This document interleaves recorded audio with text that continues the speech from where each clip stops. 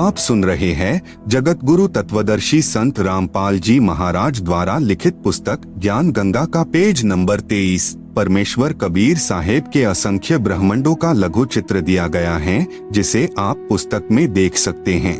आप सुन रहे हैं जगत गुरु तत्वदर्शी संत रामपाल जी महाराज द्वारा लिखित पुस्तक ज्ञान गंगा का पेज नंबर 24। जैसे गृह मंत्रालय के दस्तावेजों पर हस्ताक्षर करेंगे तो अपने को गृह मंत्री लिखेंगे, वहाँ उसी व्यक्ति के हस्ताक्षर की शक्ति कम होती है। इसी प्रकार कबीर परमेश्वर यानी कबीरदेव की रोशनी में अंतर भिन्न भिन्न लोकों में होता जाता है। ठीक इसी प्रकार पूर्ण परमात्मा कबीरदेव यानी कबीर परमेश्वर ने नीचे के 3 और लोकों यानी अगम लोक, अलख लोक, सतलोक की रचना शब्द यानी वचन से की। यही पूर्ण ब्रह्म परमात्मा कबीरदेव यानी कबीर परमेश्वर ही अगम लोक में प्रकट हुआ तथा कबीरदेव यानी कबीर परमेश्वर अगम लोक का भी स्वामी है तथा वहाँ इनका उपमात्मक यानी पदवी का नाम अगम पुरुष अर्थात अगम प्रभु है। इसी अगम प्रभु का मानव सदृश शरीर बहुत तेजोमय है, जिसके एक रोम यानी शरीर के एक बाल की रोशनी खरब सूर्य की रोशनी से भी अधिक है। यह पूर्ण परमात्मा कबीरदेव यानी कबीर परमेश्वर अलख लोक में प्रकट हुआ तथा स्वयं ही अलख लोक का भी स्वामी है तथा उपमात्मक यानी पदवी का नाम अलख पुरुष भी इसी परमेश्वर का है तथा इस पूर्ण प्रभु का मानव सदृश शरीर तेजोमय स्वर ज्योति यानी स्वयं प्रकाशित है। एक रोम यानी शरीर के एक बाल की रोशनी अरब सूर्यों के प्रकाश से भी ज्यादा है। यही पूर्ण प्रभु सतलोक में प्रकट हुआ तथा सतलोक का भी अधिपति यही है, इसलिए इसी का उपमात्मक यानी पदवी का नाम सतपुरुष यानी अविनाशी प्रभु है। इसी का नाम अकाल मूर्ति, शब्द स्वरूपी राम, पूर्ण ब्रह्म, परम अक्षर ब्रह्म आदि हैं। इसी सतपुरुष कबीरदेव यानी कबीर प्रभु का मानव सदृश शरीर तेजोमय है, जिसके एक रोम यानी शरीर के बाल का प्रकाश करोड़ सूर्यों तथा इतने ही चंद्रमाओं के प्रकाश से भी अधिक है। इस कबीरदेव यानी कबीर प्रभु ने सतपुरुष रूप में प्रकट होकर सतलोक में विराजमान होकर प्रथम सतलोक में अन्य रचना की। एक शब्द यानी वचन से 16 द्वीपों की रचना की, फिर 16 शब्दों से 16 पुत्रों की उत्पत्ति की।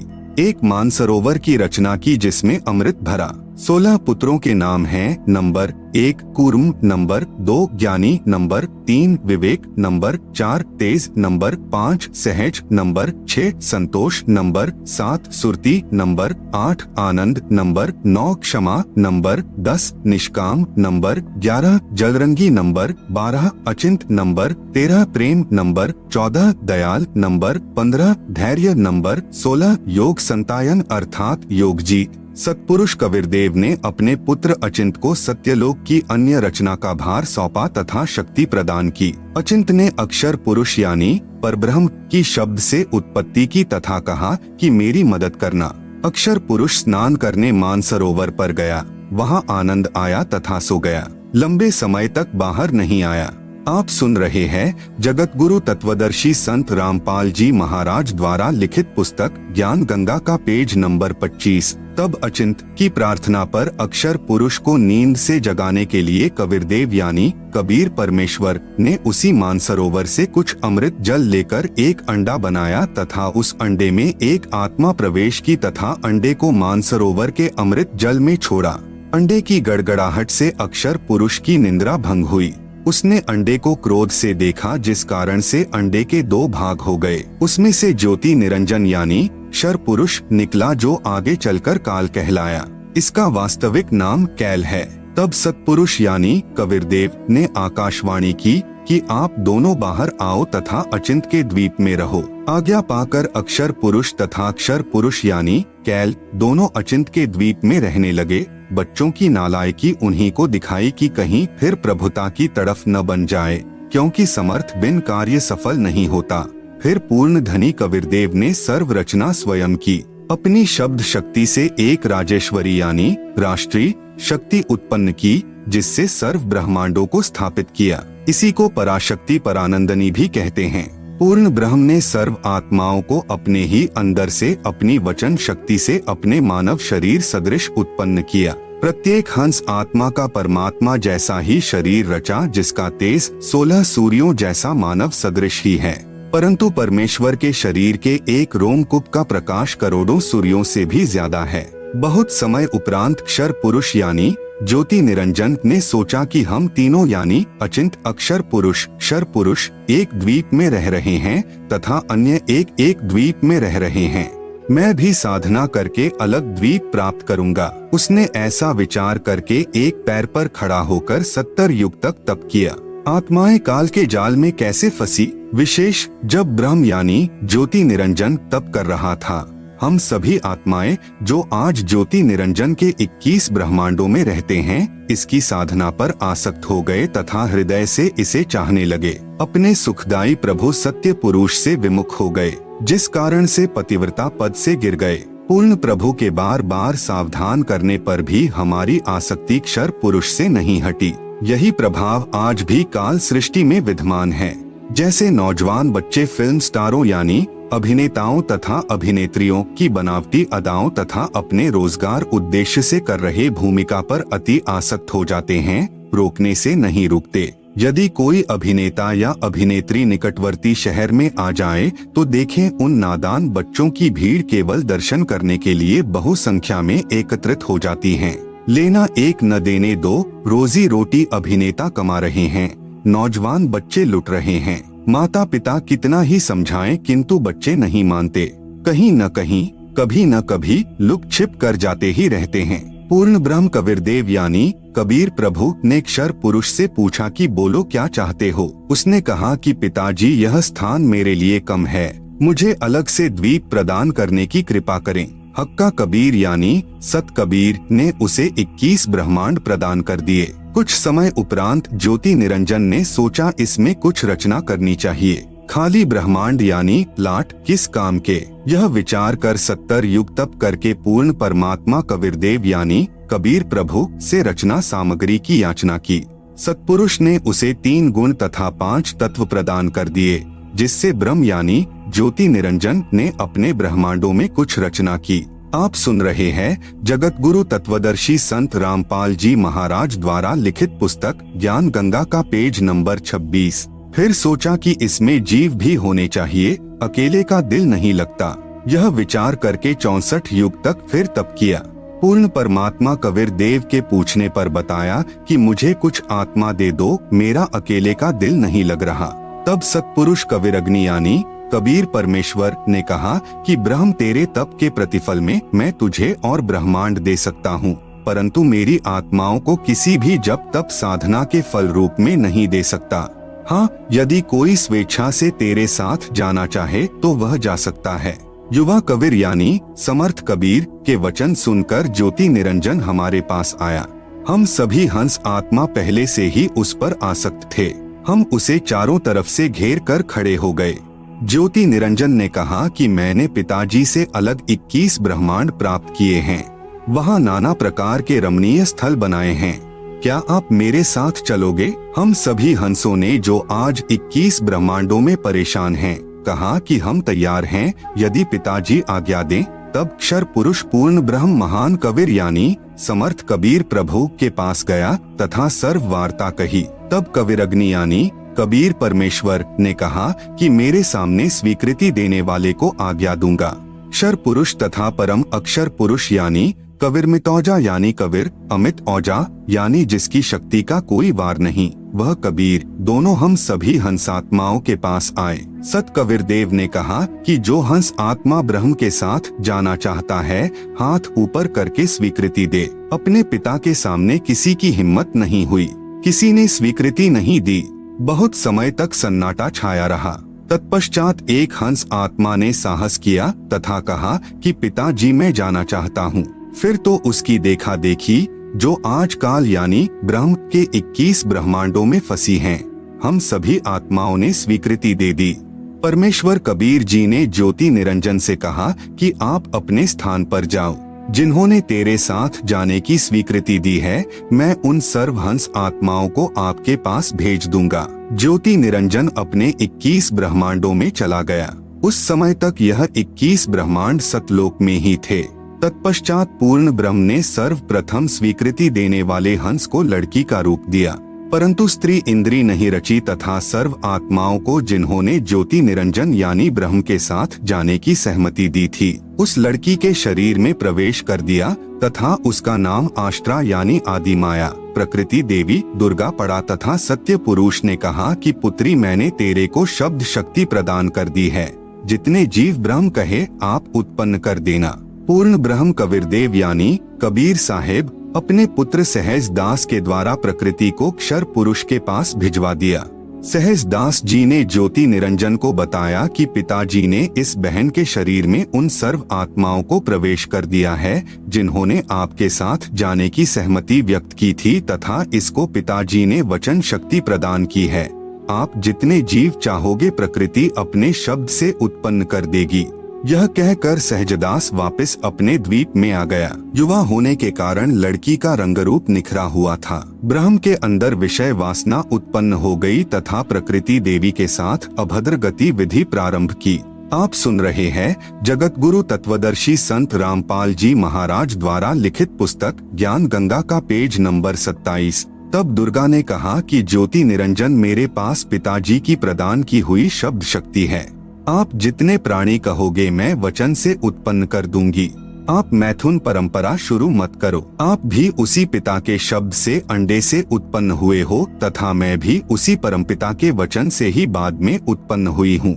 आप मेरे बड़े भाई हो। बहन भाई का यह योग महापाप का कारण बनेगा। परंतु ज्योति निरंजन ने प्रकृति देवी की एक भी प्रार्थना नहीं सुनी तथा अपनी शब्द शक्ति द्वारा नाखूनों से स्त्री इंद्री यानी भग प्रकृति को लगा दी तथा बलात्कार करने की ठानी। उसी समय दुर्गा ने अपनी इज्जत रक्षा के लिए कोई और चारा न देख सूक्ष्म रूप बनाया तथा ज्योति निरंजन के खुले मुख के द्वारा पेट में प्रवेश करके पूर्ण ब्रह्म कबीरदेव से अपनी रक्षा के लिए याचना की। उसी समय कबीरदेव यानी कबीरदेव अपने पुत्र योग संतायन अर्थात जोगजीत का रूप बनाकर वहां प्रकट हुए तथा कन्या को ब्रह्म के उदर से बाहर निकाला तथा कहा कि ज्योति निरंजन आज से तेरा नाम काल होगा।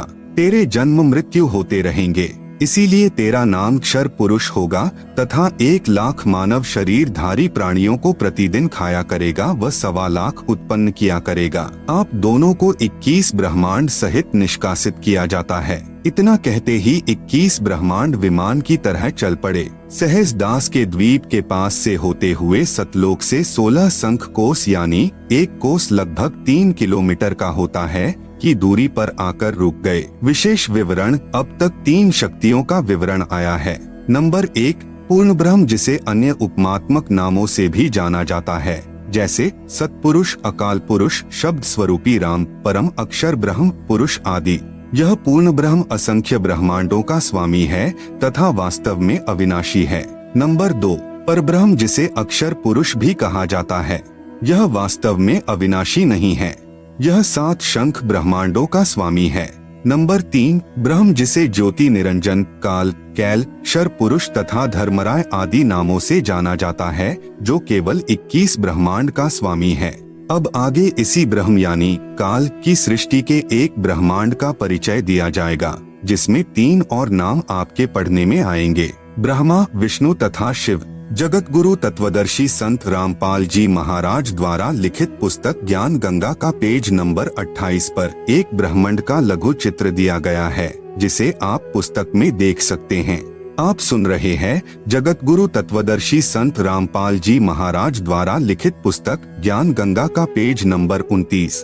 ब्रह्म तथा ब्रह्मा में भेद। एक ब्रह्मांड में बने सर्वोपरि स्थान पर ब्रह्म यानी क्षर पुरुष स्वयं 3 गुप्त स्थानों की रचना करके ब्रह्मा विष्णु तथा शिव रूप में रहता है तथा अपनी पत्नी प्रकृति यानी दुर्गा के सहयोग से 3 पुत्रों की उत्पत्ति करता है।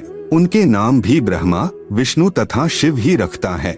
जो ब्रह्म का पुत्र ब्रह्मा है वह एक ब्रह्मांड में केवल 3 लोकों यानी पृथ्वी लोक स्वर्ग लोक तथा पाताल लोक में एक रजोगुण विभाग का मंत्री यानी स्वामी है। इसे त्रिलोकीय ब्रह्मा कहा है तथा ब्रह्म जो ब्रह्मलोक में ब्रह्मा रूप में रहता है उसे महाब्रह्मा व ब्रह्मलोकीय ब्रह्मा कहा है। इसी ब्रह्म यानी काल को सदाशिव महाशिव महाविष्णु भी कहा है।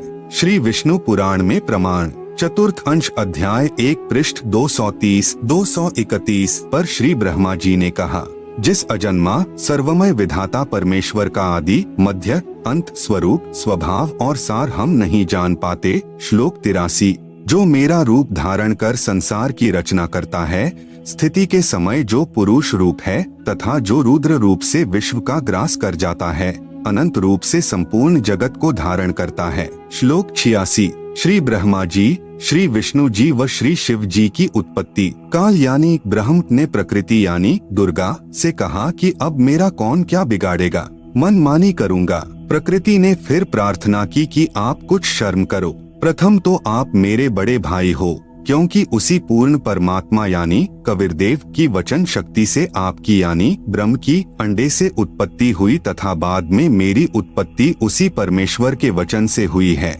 दूसरे, मैं आपके पेट से बाहर निकली हूँ, मैं आपकी बेटी हुई तथा आप मेरे पिता हुए। इन पवित्र नातों में बिगाड़ करना महापाप होगा। मेरे पास पिता की प्रदान की हुई शब्द शक्ति है।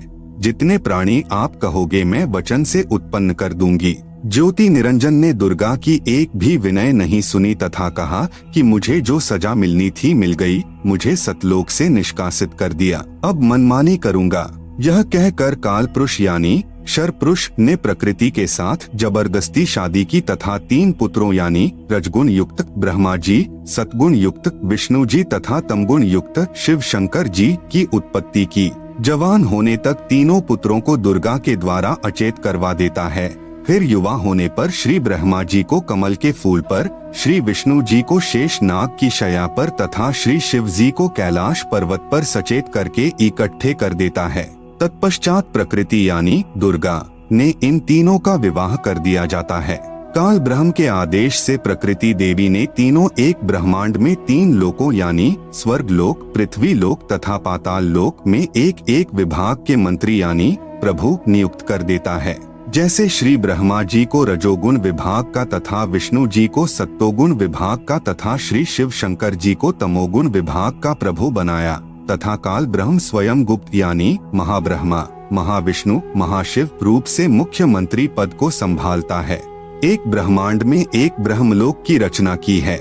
आप सुन रहे हैं जगत गुरु तत्वदर्शी संत रामपाल जी महाराज द्वारा लिखित पुस्तक ज्ञान गंगा का पेज नंबर 30। उसी में 3 गुप्त स्थान बनाए हैं। एक रजोगुण प्रधान स्थान है जहाँ पर यह ब्रह्म यानी काल स्वयं महाब्रह्मा मुख्यमंत्री रूप में रहता है तथा अपनी पत्नी दुर्गा को महासावित्री रूप में रखता है। इन दोनों के संयोग से जो पुत्र इस स्थान पर उत्पन्न होता है वह स्वतः ही रजोगुणी बन जाता है। दूसरा स्थान सतोगुण प्रधान स्थान बनाया है। वहाँ पर यह क्षर पुरुष स्वयं महाविष्णु रूप बनाकर रहता है तथा अपनी पत्नी दुर्गा को महालक्ष्मी रूप में रखकर जो पुत्र उत्पन्न करता है उसका नाम विष्णु रखता है। वह बालक सतोगुण युक्त होता है तथा तीसरा इसी काल ने वहीं पर एक तमोगुण प्रधान क्षेत्र बनाया है। उसमें यह स्वयं सदाशिव रूप बनाकर रहता है तथा अपनी पत्नी दुर्गा को महापार्वती रूप में रखता है। इन दोनों के पति पत्नी व्यवहार से जो पुत्र उत्पन्न होता है उसका नाम शिव रख देते हैं तथा तमोगुण युक्त कर देते हैं। प्रमाण के लिए देखें पवित्र श्री शिव महापुराण विधवेश्वर संहिता पृष्ठ 24-26 जिसमें ब्रह्मा, विष्णु, रुद्र तथा महेश्वर से अन्य सदाशिव है तथा रुद्र संहिता अध्याय 6 तथा 7-9 पृष्ठ नंबर 100 से 105 तथा 110 पर अनुवाद करता श्री हनुमान प्रसाद पोद्दार गीता प्रेस गोरखपुर से प्रकाशित तथा पवित्र श्रीमद् देवी महापुराण तीसरा स्कंद अध्याय 1 से 5 पृष्ठ नंबर 114 से 123 तक गीता प्रेस गोरखपुर से प्रकाशित। अनुवादक श्री हनुमान प्रसाद पोद्दार चिमन लाल गोस्वामी। फिर इन्हीं को धोखे में रखकर अपने खाने के लिए जीवों की उत्पत्ति श्री ब्रह्मा जी द्वारा तथा स्थिति एक दूसरे को मोह ममता में रखकर काल जाल में रखना श्री विष्णु जी से तथा सहार, क्योंकि काल पुरुष को शापवश 1 लाख मानव शरीर धारी प्राणियों के सूक्ष्म शरीर से मैल निकाल कर खाना होता है। उसके लिए 21वें ब्रह्मांड में एक तप्तशिला है जो स्वतः गर्म रहती है। उस पर गर्म करके मैल पिघला कर खाता है। जीव मरते नहीं परंतु कष्ट असहनीय होता है। फिर प्राणियों को कर्म आधार पर अन्य शरीर प्रदान करता है। श्री शिव जी द्वारा करवाता है। जैसे किसी मकान में 3 कमरे बने हों, एक कमरे में अश्लील चित्र लगे हों, उस कमरे में जाते ही मन में वैसे ही मलिन विचार उत्पन्न हो जाते हैं। दूसरे कमरे में साधु संतों भक्तों के चित्र लगे हों तो मन में अच्छे विचार प्रभु का चिंतन ही बना रहता है। तीसरे कमरे में देश भक्तों व शहीदों के चित्र लगे हों तो मन में वैसे ही जोशीले विचार उत्पन्न हो जाते हैं। ठीक इसी प्रकार ब्रह्म यानी काल ने अपनी सूझबूझ से उपरोक्त तीनों गुण प्रधान स्थानों की रचना की हुई है। तीनों गुण क्या हैं? प्रमाण सहित तीनों गुण रजगुण ब्रह्मा जी, सतगुण विष्णु जी, तमगुण शिव जी हैं। ब्रह्म यानी काल तथा प्रकृति यानी दुर्गा से उत्पन्न हुए हैं तथा तीनों नाशवान हैं। प्रमाण गीता प्रेस गोरखपुर से प्रकाशित श्री शिव महापुराण जिसके संपादक हैं श्री हनुमान प्रसाद पोद्दार, पृष्ठ संख्या 24 से 26 विधवेश्वर संहिता तथा पृष्ठ 110 अध्याय 9 रुद्र संहिता। इस प्रकार ब्रह्मा विष्णु तथा शिव तीनों देवताओं में गुण हैं, परंतु शिव यानी ब्रह्म काल गुणातीत कहा गया है। आप सुन रहे हैं जगत गुरु तत्वदर्शी संत रामपाल जी महाराज द्वारा लिखित पुस्तक ज्ञान गंगा का पेज नंबर 31। दूसरा प्रमाण गीता प्रेस गोरखपुर से प्रकाशित श्रीमद् देवी भागवत पुराण जिसके संपादक हैं श्री हनुमान प्रसाद पोद्दार चिमन लाल गोस्वामी। तीसरा स्कंद अध्याय 5 पृष्ठ 123। भगवान विष्णु ने दुर्गा की स्तुति की, कहा कि मैं यानी विष्णु ब्रह्मा तथा शंकर तुम्हारी कृपा से विद्यमान हैं। हमारा तो आविर्भाव यानी जन्म तथा तिरोभाव यानी मृत्यु होती है। हम नित्य यानी अविनाशी नहीं हैं। तुम ही नित्य हो, जगत जननी हो, प्रकृति और सनातनी देवी हो। भगवान शंकर ने कहा, यदि भगवान ब्रह्मा तथा भगवान विष्णु तुम ही से उत्पन्न हुए हैं तो उनके बाद उत्पन्न होने वाला मैं तमोगुणी लीला करने वाला शंकर क्या तुम्हारी संतान नहीं हुआ? अर्थात मुझे भी उत्पन्न करने वाली तुम ही हो। इस संसार की सृष्टि स्थिति संहार में तुम्हारे गुण सदा सर्वदा हैं। इन्हीं तीनों गुणों से उत्पन्न हम ब्रह्मा विष्णु तथा शंकर नियमानुसार कार्य में तत्पर रहते हैं। उपरोक्त यह विवरण केवल हिंदी में अनुवादित श्री देवी महापुराण से है, जिसमें कुछ तथ्यों को छुपाया गया है।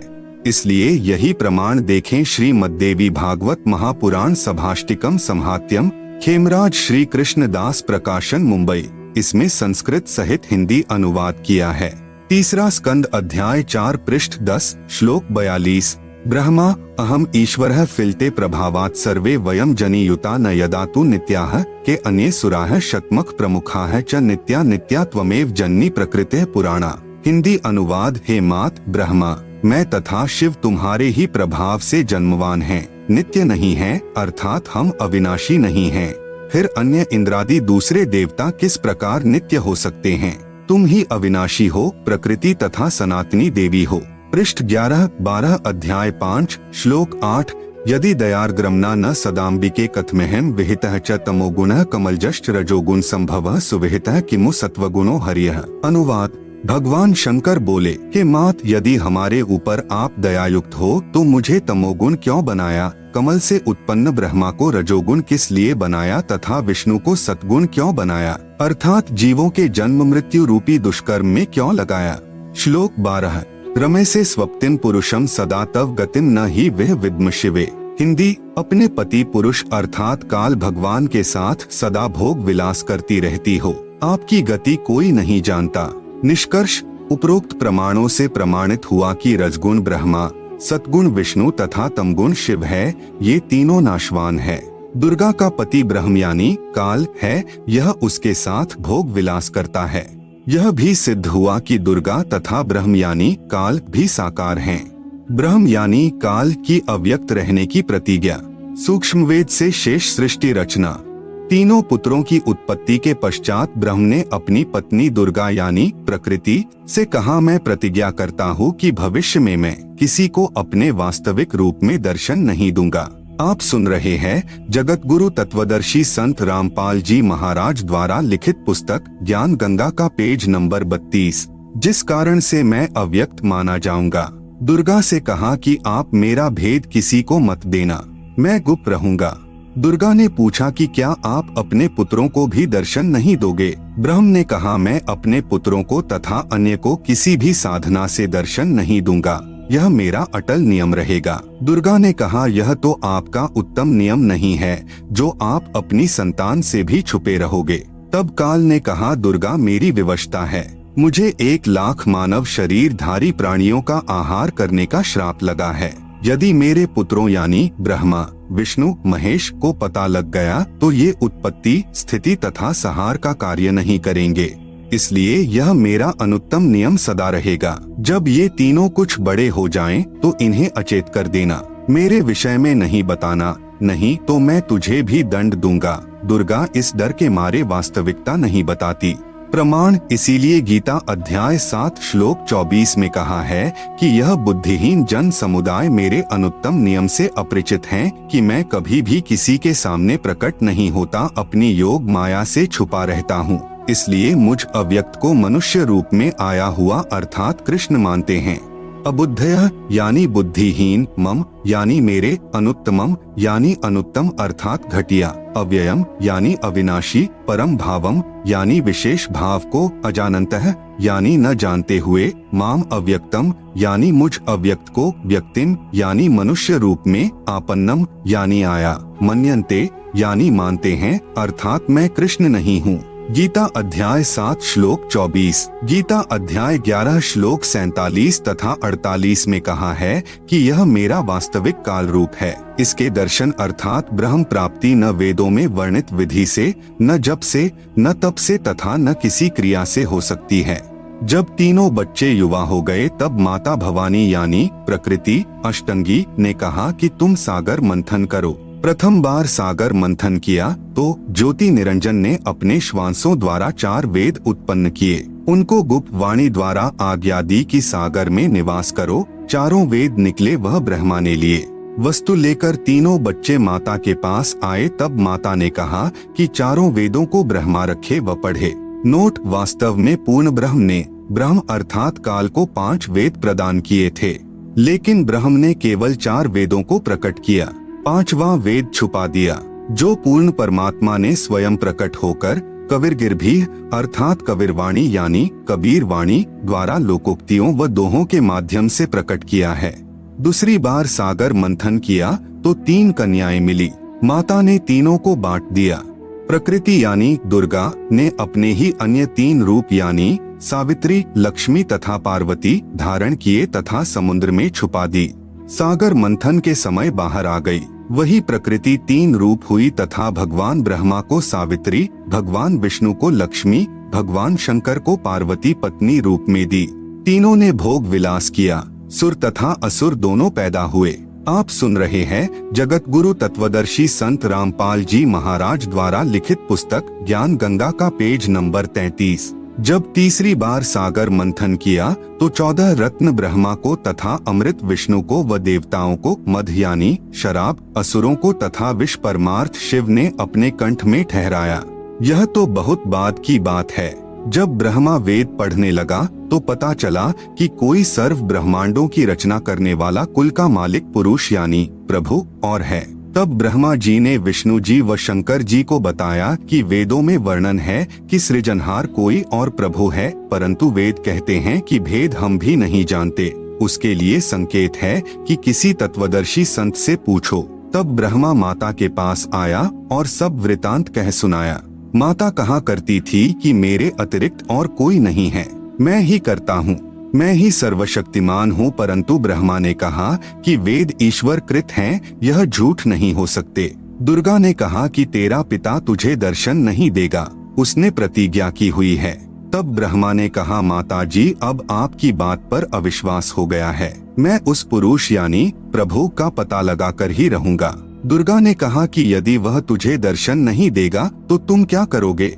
ब्रह्मा ने कहा कि मैं आपको शक्ल नहीं दिखाऊंगा। दूसरी तरफ ज्योति निरंजन ने कसम खाई है कि मैं अव्यक्त रहूंगा, किसी को दर्शन नहीं दूंगा, अर्थात 21 ब्रह्मांड में कभी भी अपने वास्तविक काल रूप में आकार में नहीं आऊंगा। गीता अध्याय नंबर 7 का श्लोक नंबर 24। अव्यक्तम व्यक्तिम आपन्नम मन्यन्ते माम अबुद्धयः परम भावम अजानन्तः मम अव्ययम अनुत्तमम। अनुवाद, अबुद्धयः यानी बुद्धिहीन लोग, मम यानी मेरे, अनुत्तमम यानी अश्रेष्ठ, अव्ययम यानी अटल, परम यानी परम, भावम यानी भाव को, अजानन्तः यानी न जानते हुए, अव्यक्तम यानी अदृश्यमान, माम यानी मुझे, काल को, व्यक्तिम यानी न रूप आकार में, कृष्ण आपन्नम यानी प्राप्त हुआ, मन्यन्ते यानी मानते हैं। गीता अध्याय नंबर 7 का श्लोक नंबर 25। न अहम प्रकाशः सर्वस्य योगमाया स्मावृतः मूढ़ः अयम न अभिजानाति लोकः माम अजम अव्ययम। अनुवाद: अहम यानी मैं, योगमाया स्मावृतः यानी योग माया से छिपा हुआ, सर्वस्य यानी सबके, प्रकाशः यानी प्रत्यक्ष, न यानी नहीं होता अर्थात अदृश्य अर्थात अव्यक्त रहता हूँ इसलिए, अजम यानी जन्म न लेने वाले, अव्ययम यानी अविनाशी अटल भाव को, अयम यानी यह, मूढ़ः यानी अज्ञानी, लोकः यानी जन समुदाय संसार, माम यानी मुझे, न यानी नहीं, अभिजानाति यानी जानता अर्थात मुझको कृष्ण समझता है, क्योंकि ब्रह्म अपनी शब्द शक्ति से अपने नाना रूप बना लेता है। यह दुर्गा का पति है, इसलिए इस मंत्र में कह रहा है कि मैं श्री कृष्ण आदि की तरह दुर्गा से जन्म नहीं लेता। ब्रह्मा का अपने पिता यानी काल ब्रह्म की प्राप्ति के लिए प्रयत्न। तब दुर्गा ने ब्रह्मा जी से कहा कि अलख निरंजन तुम्हारा पिता है, परंतु वह तुम्हें दर्शन नहीं देगा। ब्रह्मा ने कहा कि मैं दर्शन करके ही लौटूंगा। माता ने पूछा कि यदि तुझे दर्शन नहीं हुए तो क्या करेगा? ब्रह्मा ने कहा मैं प्रतिज्ञा करता हूँ, यदि पिता के दर्शन नहीं हुए तो मैं आपके समक्ष नहीं आऊंगा। आप सुन रहे हैं जगत गुरु तत्वदर्शी संत रामपाल जी महाराज द्वारा लिखित पुस्तक ज्ञान गंगा का पेज नंबर 34। यह कहकर ब्रह्मा जी व्याकुल होकर उत्तर दिशा की तरफ चल दिया, जहाँ अंधेरा ही अंधेरा है। वहाँ ब्रह्मा ने 4 युग तक ध्यान लगाया परंतु कुछ भी प्राप्ति नहीं हुई। काल ने आकाशवाणी की कि जीव उत्पत्ति क्यों नहीं की। भवानी ने कहा कि आपका ज्येष्ठ पुत्र ब्रह्मा जिद करके आपकी तलाश में गया है। ब्रह्मा के बिना जीव उत्पत्ति का सब कार्य असंभव है। ब्रह्म यानी काल ने कहा उसे वापस बुला लो, मैं उसे दर्शन नहीं दूंगा। तब दुर्गा यानी प्रकृति ने अपनी शब्द शक्ति से गायत्री नाम की लड़की उत्पन्न की तथा उसे ब्रह्मा को लौटा लाने को कहा। गायत्री ब्रह्मा जी के पास गई परंतु ब्रह्मा जी समाधि लगाए हुए थे, उन्हें कोई आभास ही नहीं था कि कोई आया है। तब आदि कुमारी यानी प्रकृति ने गायत्री को ध्यान द्वारा बताया कि इसके चरण स्पर्श कर। तब गायत्री ने ऐसा ही किया। ब्रह्मा जी का ध्यान भंग हुआ तो क्रोधवश बोले कि कौन पापिन है जिसने मेरा ध्यान भंग किया है, मैं तुझे श्राप दूंगा। गायत्री कहने लगी कि मेरा दोष नहीं है, पहले मेरी बात सुनो तब श्राप देना। मेरे को माता ने तुम्हें लौटा लाने को कहा है क्योंकि आपके बिना जीव उत्पत्ति नहीं हो सकती। ब्रह्मा ने कहा कि मैं कैसे जाऊं, पिताजी के दर्शन हुए नहीं, ऐसे जाऊं तो मेरा उपहास होगा।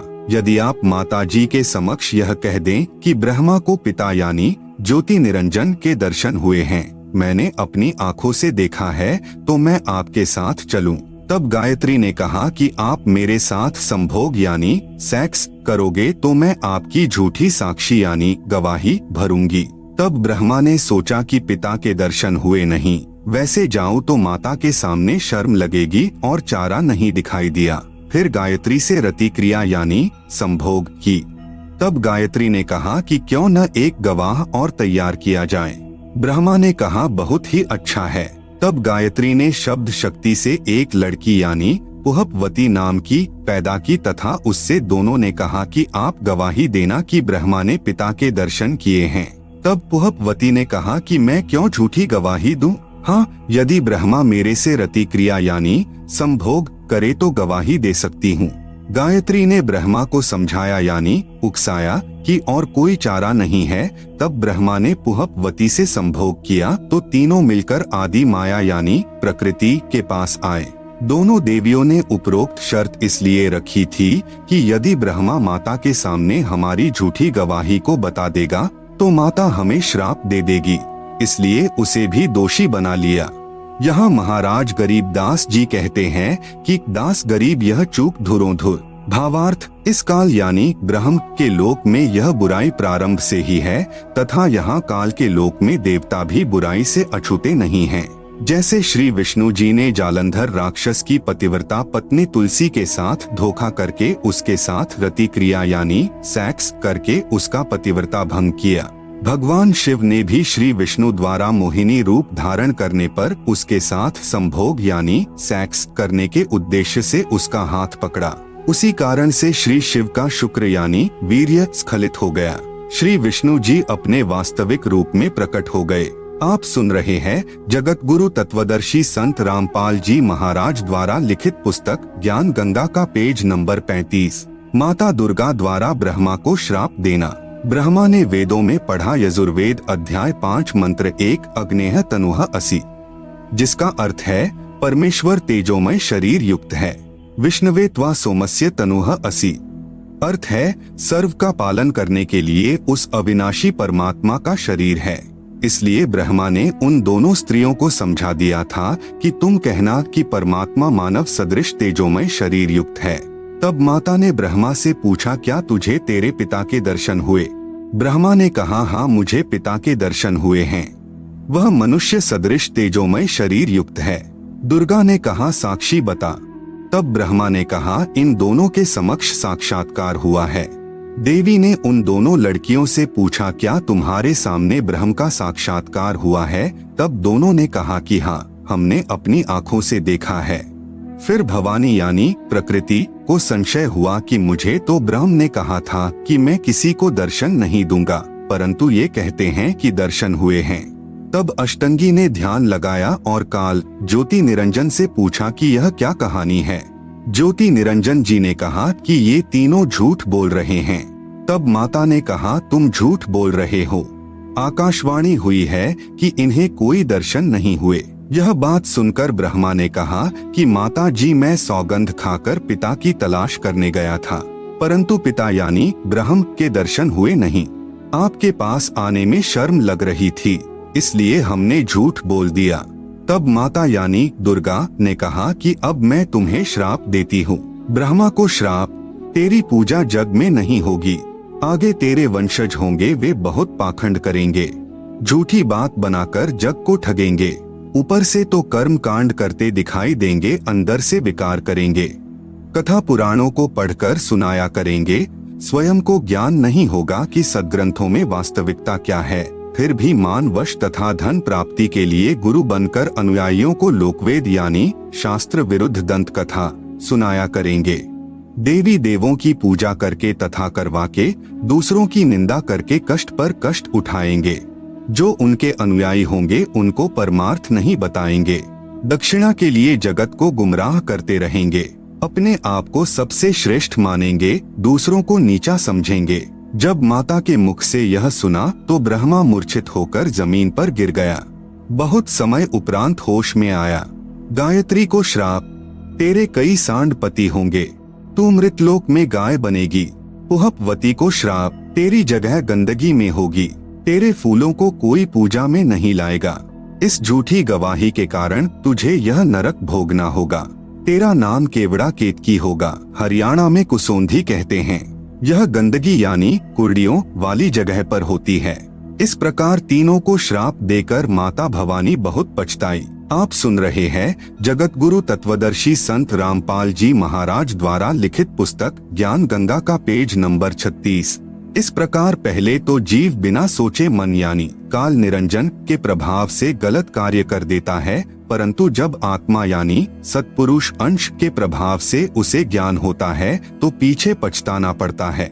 जिस प्रकार माता पिता अपने बच्चों को छोटी सी गलती के कारण ताड़ते हैं क्रोधवश होकर, परंतु बाद में बहुत पछताते हैं, यही प्रक्रिया मन यानी काल निरंजन के प्रभाव से सर्व जीवों में क्रियावान हो रही है।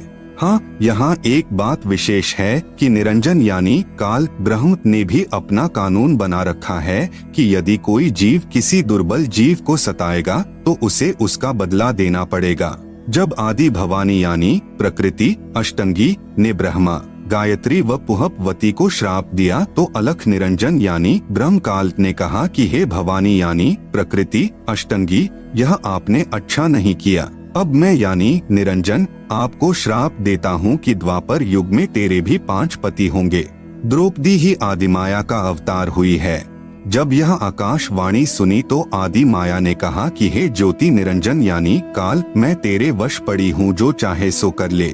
सृष्टि रचना में दुर्गा जी के अन्य नामों का बार बार लिखने का उद्देश्य है कि पुराणों, गीता तथा वेदों में प्रमाण देखते समय भ्रम उत्पन्न नहीं होगा। जैसे गीता अध्याय 14 श्लोक 3-4 में काल ब्रह्म ने कहा है कि प्रकृति तो गर्भ धारण करने वाली सब जीवों की माता है, मैं उसके गर्भ में बीज स्थापित करने वाला पिता हूँ।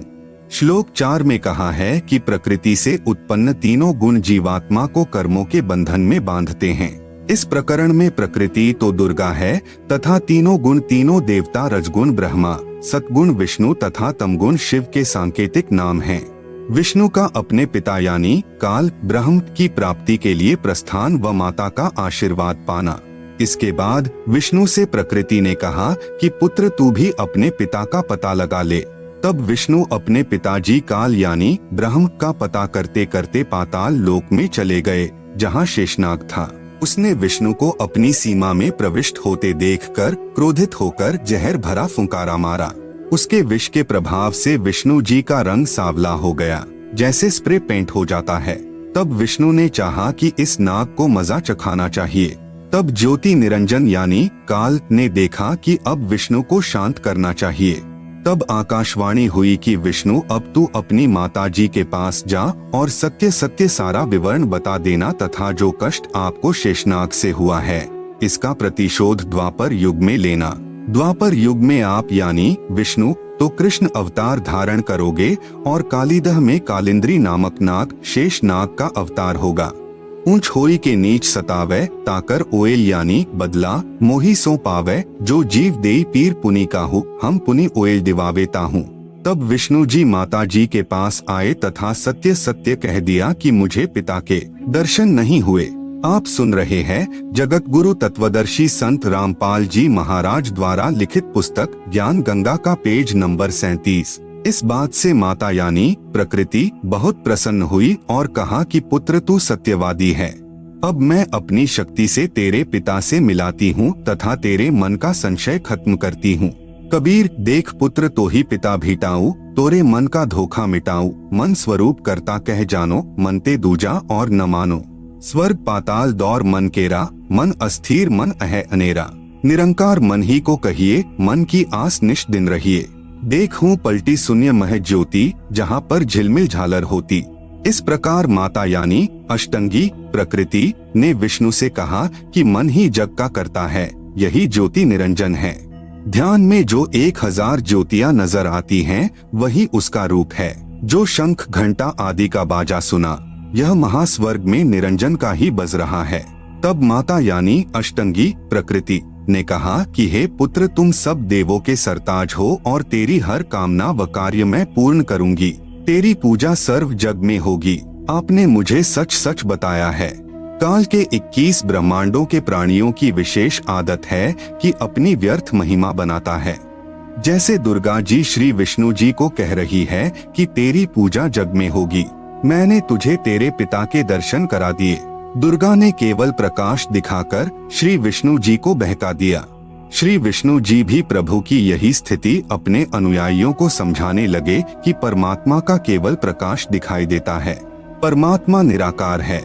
इसके बाद आदि भवानी रुद्र यानी महेश जी के पास गई तथा कहा कि महेश तू भी कर ले अपने पिता की खोज। तेरे दोनों भाइयों को तो तुम्हारे पिता के दर्शन नहीं हुए, उनको जो देना था वह प्रदान कर दिया है, अब आप मांगो जो मांगना है।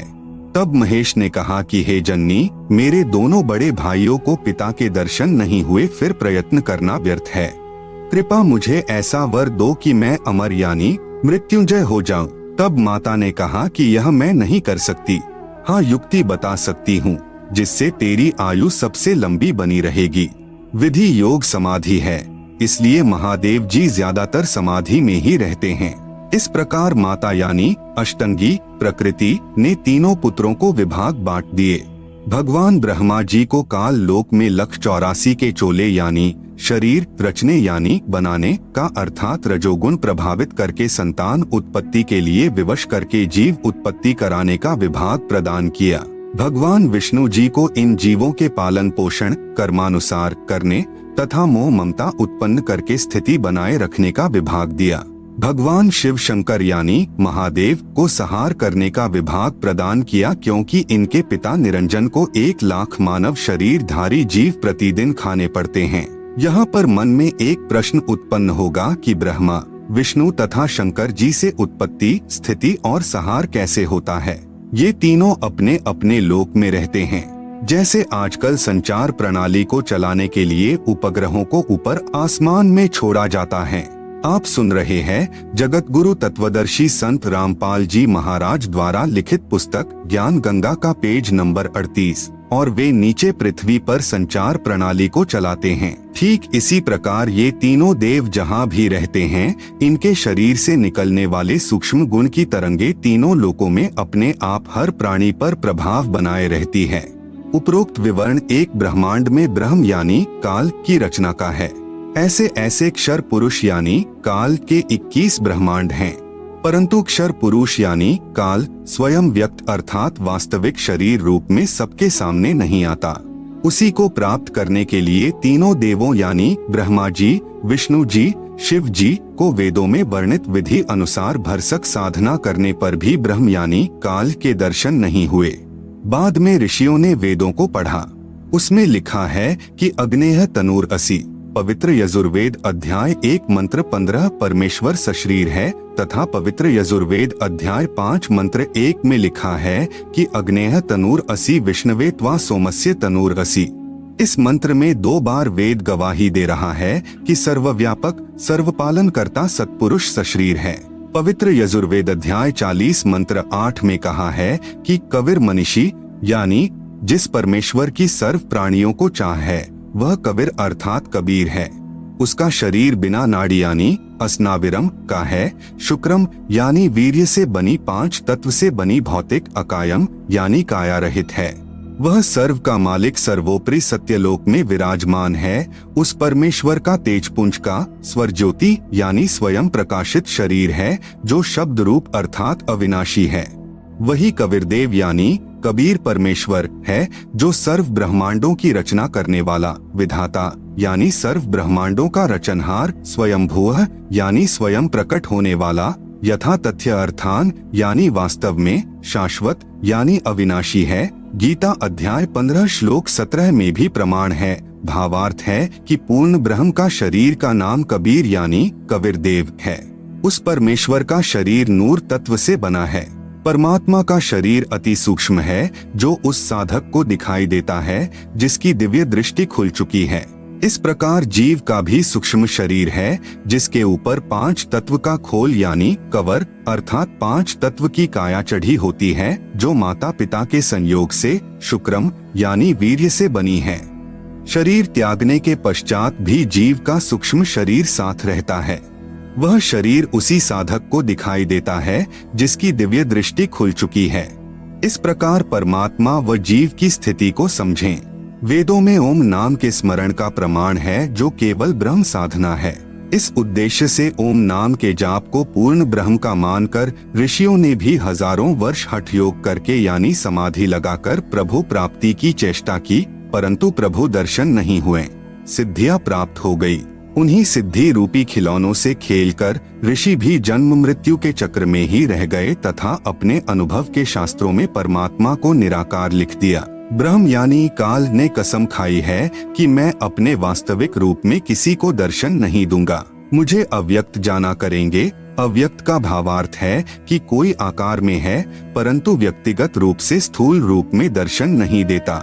जैसे आकाश में बादल छा जाने पर दिन के समय सूर्य अदृश्य हो जाता है, वह दृश्यमान नहीं है। आप सुन रहे हैं जगत गुरु तत्वदर्शी संत रामपाल जी महाराज द्वारा लिखित पुस्तक ज्ञान गंगा का पेज नंबर 39। परंतु वास्तव में बादलों के पार ज्यों का त्यों है। इस अवस्था को अव्यक्त कहते हैं। प्रमाण के लिए गीता अध्याय 7 श्लोक 24, 25 अध्याय 11 श्लोक 48 तथा 32। पवित्र गीता जी बोलने वाला ब्रह्म यानी काल श्री कृष्ण जी के शरीर में प्रेतवत प्रवेश करके कह रहा है कि अर्जुन, मैं बढ़ा हुआ काल हूँ और सर्व को खाने के लिए आया हूँ। गीता अध्याय 11 का श्लोक नंबर 32, यह मेरा वास्तविक रूप है।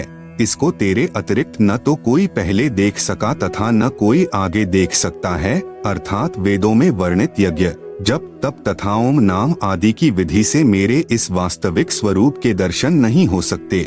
गीता अध्याय 11 श्लोक नंबर 48। मैं कृष्ण नहीं हूँ। ये मूर्ख लोग कृष्ण रूप में मुझ अव्यक्त को व्यक्त यानी मनुष्य रूप मान रहे हैं, क्योंकि ये मेरे घटिया नियम से अपरिचित हैं कि मैं कभी वास्तविक इस काल रूप में सबके सामने नहीं आता, अपनी योग माया से छुपा रहता हूँ। गीता अध्याय 7 श्लोक नंबर 24-25। विचार करें, अपने छुपे रहने वाले विधान को स्वयं अश्रेष्ठ यानी अनुत्तम क्यों कह रहे हैं? यदि पिता अपनी संतान को भी दर्शन नहीं देता तो उसमें कोई त्रुटि है जिस कारण से छुपा है तथा सुविधाएं भी प्रदान कर रहा है। काल यानी ब्रह्म को श्रापवश 1 लाख मानव शरीरधारी प्राणियों का आहार करना पड़ता है तथा 25% प्रतिदिन जो ज्यादा उत्पन्न होते हैं उन्हें ठिकाने लगाने के लिए तथा कर्म भोग का दंड देने के लिए 84 लाख योनियों की रचना की हुई है। यदि सबके सामने बैठकर किसी की पुत्री, किसी की पत्नी, किसी के पुत्र माता पिता को खाएगा तो सर्व को ब्रह्म से घृणा हो जाए तथा जब भी कभी पूर्ण परमात्मा कविरग्नि यानी कबीर परमेश्वर स्वयं आए या अपना कोई संदेशवाहक यानी दूत भेजे तो सर्व प्राणी सत्य भक्ति करके काल के जाल से निकल जाएं। इसलिए धोखा देकर रखता है तथा पवित्र गीता अध्याय 7 श्लोक 18, 24, 25 में अपनी साधना से होने वाली मुक्ति यानी गति को भी अनुत्तमाम यानी अति अश्रेष्ठ कहा है तथा अपने विधान यानी नियम को भी अनुत्तम यानी अश्रेष्ठ कहा है। प्रत्येक ब्रह्मांड में बने ब्रह्मलोक में एक महास्वर्ग बनाया है। महास्वर्ग में एक स्थान पर नकली सतलोक, नकली अलख लोक, नकली अगम लोक तथा नकली अनामी लोक की रचना प्राणियों को धोखा देने के लिए प्रकृति यानी दुर्गा आदि माया द्वारा करवा रखी है। कबीर साहेब का एक शब्द है, कर नैनो दीदार महल में प्यारा है, में वाणी है कि काया भेद किया निर्वारा, यह सब रचना पिंड मंझारा है। माया अविगत जाल पसारा, सो कारीगर भारा है।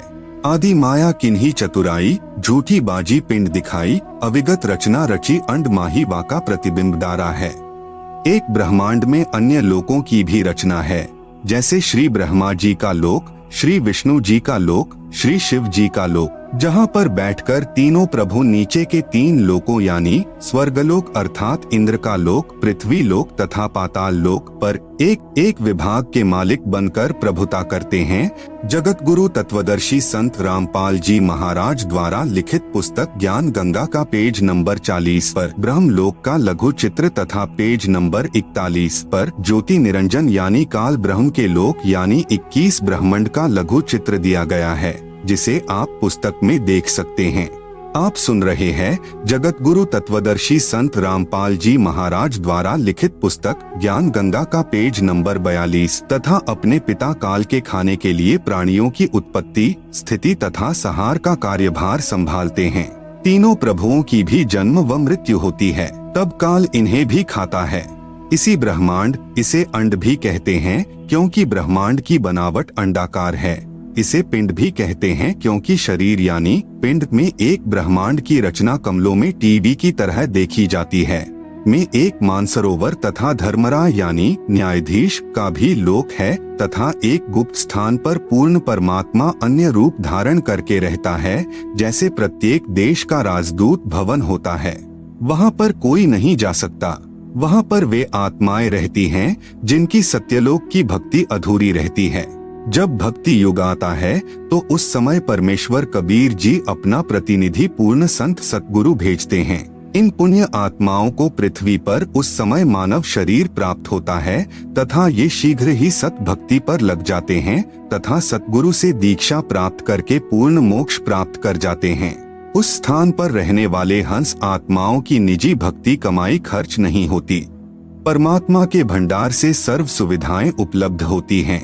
ब्रह्म यानी काल के उपासकों की भक्ति कमाई स्वर्ग महास्वर्ग में समाप्त हो जाती है, क्योंकि इस काल लोक यानी ब्रह्म लोक तथा परब्रह्म लोक में प्राणियों को अपना किया कर्मफल ही मिलता है।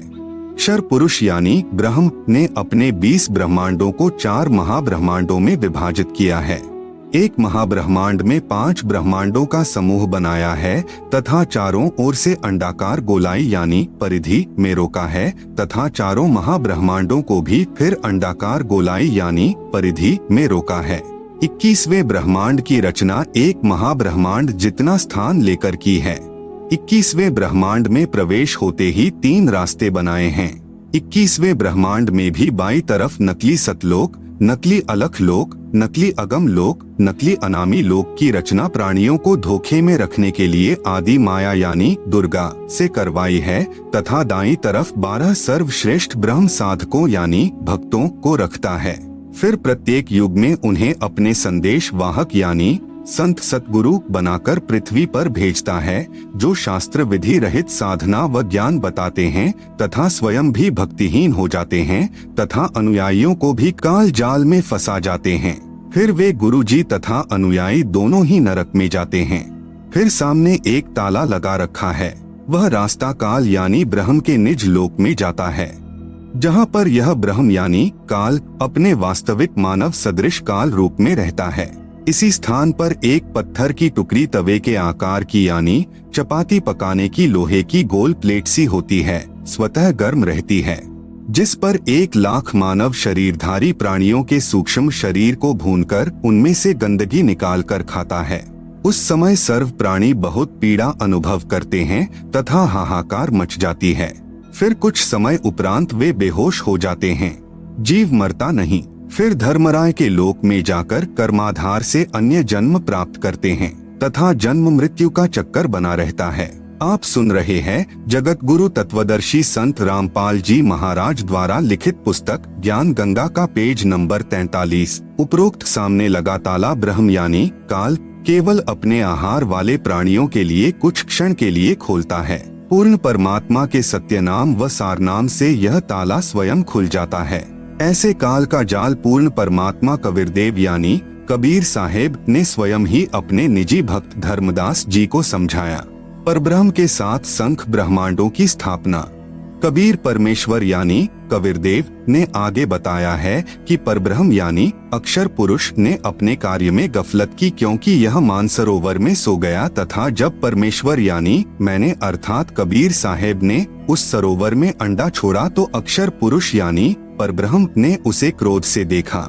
इन दोनों अपराधों के कारण 7 संख ब्रह्मांडों सहित सतलोक से बाहर कर दिया।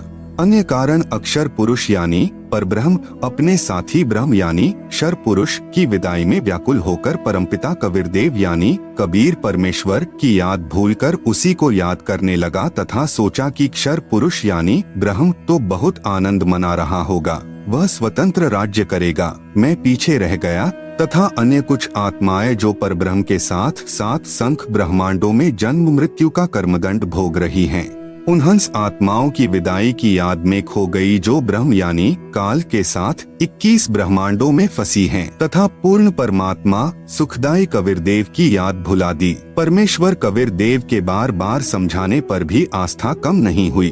परब्रह्म यानी अक्षर पुरुष ने सोचा कि मैं भी अलग स्थान प्राप्त करूं तो अच्छा रहे।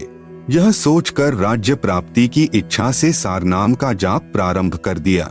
इसी प्रकार अन्य आत्माओं ने यानी जो परब्रह्म के साथ संख ब्रह्मांडों में फंसी हैं, सोचा कि वे जो ब्रह्म के साथ आत्माएं गई हैं, वे तो वहां मौज मस्ती मनाएंगे, हम पीछे रह गए।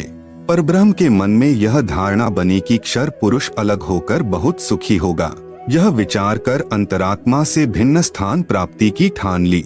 परब्रह्म यानी अक्षर पुरुष ने हठ योग नहीं किया, परंतु केवल अलग राज्य प्राप्ति के लिए सहज ध्यान योग विशेष कसक के साथ करता रहा। अलग स्थान प्राप्त करने के लिए पागलों की तरह विचरने लगा, खाना पीना भी त्याग दिया। अन्य कुछ आत्माएं जो पहले काल ब्रह्म के साथ गई आत्माओं के प्रेम में व्याकुल थी, वे अक्षर पुरुष के वैराग्य पर आसक्त होकर उसे चाहने लगी। पूर्ण प्रभु के पूछने पर परब्रह्म ने अलग स्थान मांगा तथा कुछ हंसात्माओं के लिए भी याचना की। तब कबीरदेव ने कहा कि जो आत्मा आपके साथ स्वेच्छा से जाना चाहें उन्हें भेज देता हूँ। पूर्ण प्रभु ने पूछा कि कौन हंस आत्मा परब्रह्म के साथ जाना चाहता है, सहमति व्यक्त करे। बहुत समय उपरांत एक हंस ने स्वीकृति दी। फिर देखा देखी उन सर्व आत्माओं ने भी सहमति व्यक्त कर दी। सर्वप्रथम स्वीकृति देने वाले हंस को स्त्री रूप बनाया, उसका नाम ईश्वरी माया यानी प्रकृति सुरती रखा तथा अन्य आत्माओं को उस ईश्वरी माया में प्रवेश करके अचिंत द्वारा अक्षर पुरुष यानी परब्रह्म के पास भेजा।